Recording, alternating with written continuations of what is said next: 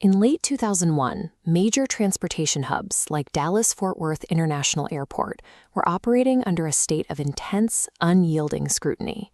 Following the September 11th attacks, access control and hypervigilance were the absolute mandates of American civil aviation. But that massive security apparatus was designed almost entirely to look outward. It was built to stop external threats from entering the terminal, leaving a vast, unrecognized blind spot for the vulnerable passengers already inside. Marjorie Dabney was 70 years old, weighed just 95 pounds, and was living with mid to late-stage Alzheimer's disease. Her medical profile required constant management. She relied on strict medication routines to prevent life-threatening complications from diabetes and hypertension. Her cognitive decline meant she had a documented history of severe disorientation and wandering.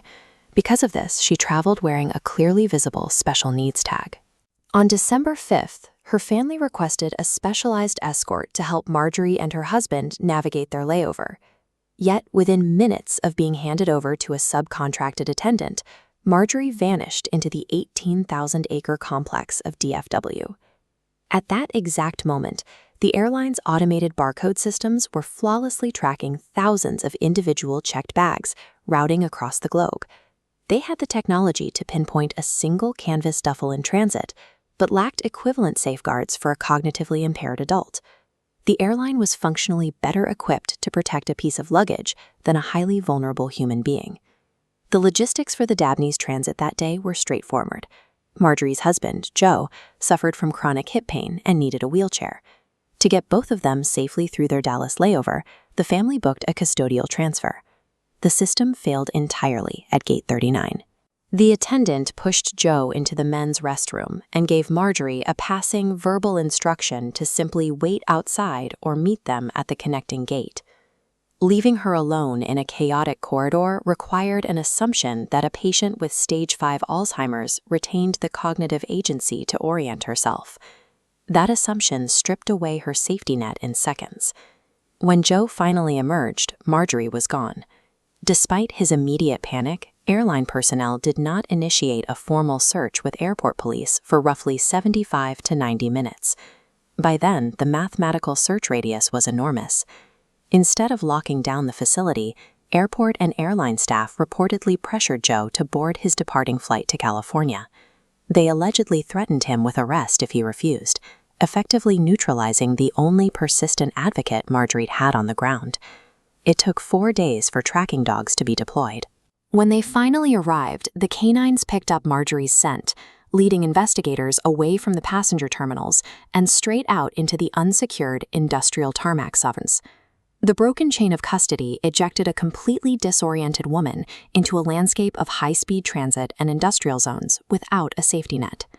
The trail went cold until late 2007, when a set of skeletal remains was accidentally discovered in a remote field north of the airport. A year later, a secondary search of the area yielded well-preserved personal effects, an ID tag, a bus pass, and a sweater, that conclusively linked the remains to Marjorie. The recovery site was located near the Lake Lewisville Dam, that is a full 15 miles away from the terminal where she vanished. This map charts the spatial gap between DFW and the recovery zone. A frail 70-year-old couldn't navigate 15 miles of urban sprawl on foot.